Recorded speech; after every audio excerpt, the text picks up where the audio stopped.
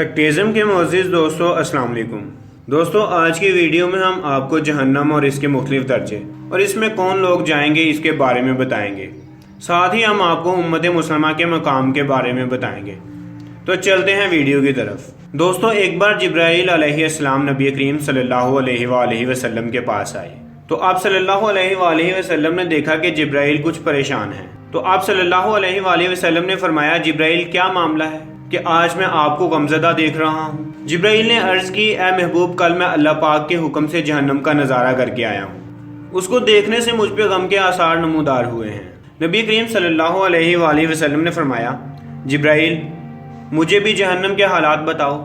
جبرائیل نے عرض کی جہنم کے کل 7 درجے ہیں، ان میں سے جو سب سے نیچے والا درجہ ہے اللہ اس میں منافقوں کو رکھے گا، اس سے اوپر والے 6 درجے میں اللہ مشرک لوگوں کو ڈالیں گے، اس سے اوپر 5ویں درجے میں اللہ سورج اور چاند کی پرستش کرنے والوں کو ڈالیں گے، 4تھے درجے میں اللہ پاک آتش پرست لوگوں کو ڈالیں گے، 3رے درجے میں اللہ پاک یہود کو ڈالیں گے، 2 درجے میں اللہ تعالیٰ عیسائیوں کو ڈالیں گے۔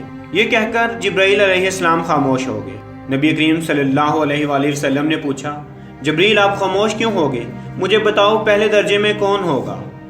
جبرائیل علیہ السلام نے عرض کیا اے اللہ کے رسول پہلے درجے میں اللہ پاک آپ کی امت کے گناہ گاروں کو ڈالیں گے۔ دوستو جب نبی کریم صلی اللہ علیہ وآلہ وسلم نے یہ سنا کہ میری امت کو بھی جہنم میں ڈالا جائے گا تو آپ بے حد غمگین ہوئے اور آپ نے اللہ کے حضور دعائیں کرنا شروع کی۔ 3 دن ایسے گزرے کہ اللہ کے محبوب مسجد میں نماز پڑھنے کے لیے تشریف لاتے، نماز پڑھ کر حجرے میں تشریف لے جاتے اور دروازہ بند کر کے اللہ کے حضور رو رو کر فریاد کرتے۔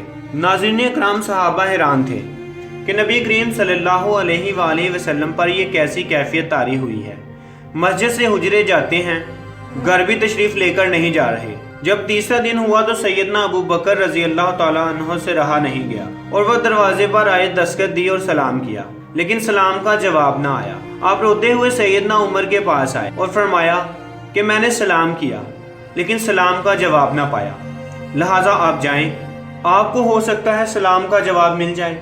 آپ گئے تو آپ نے بھی 3 بار سلام کیا لیکن جواب نہ آیا۔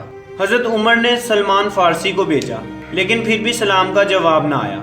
حضرت سلمان فارسی نے واقعہ کا تذکرہ حضرت علی رضی اللہ تعالیٰ عنہ سے کیا۔ انہوں نے سوچا کہ جب اتنے عظیم شخصیات کو سلام کا جواب نہ ملا تو مجھے بھی خود نہیں جانا چاہیے، بلکہ مجھے ان کی نور نظر بیٹی حضرت فاطمہ رضی اللہ تعالیٰ عنہ کو اندر بھیجنا چاہیے۔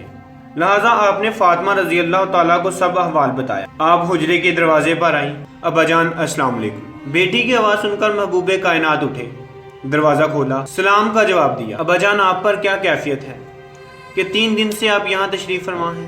نبی کریم صلی اللہ علیہ وآلہ وسلم نے فرمایا کہ جبرائیل نے مجھے آگاہ کیا ہے کہ میری امت بھی جہنم میں جائے گی۔ فاطمہ بیٹی مجھے اپنی امت کے گناہ گاروں کا غم کھائے جا رہا ہے اور میں اپنے مالک سے دعائیں کر رہا ہوں کہ اے اللہ ان کو معاف کر اور جہنم سے بری کر۔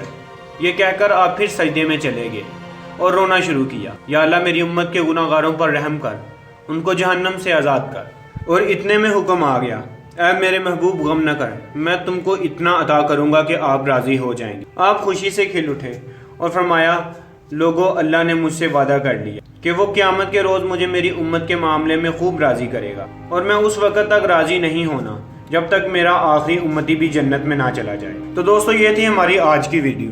دوستو ویڈیو پسند آنے کی صورت میں اسے زیادہ سے زیادہ لائک کر کے ہماری حوصلہ افزائی کریں اور ہمارے چینل کو سبسکرائب کریں تاکہ ہماری ہر آنے والی ویڈیو آپ تک بآسانی پہنچ سکے۔ اللہ حافظ۔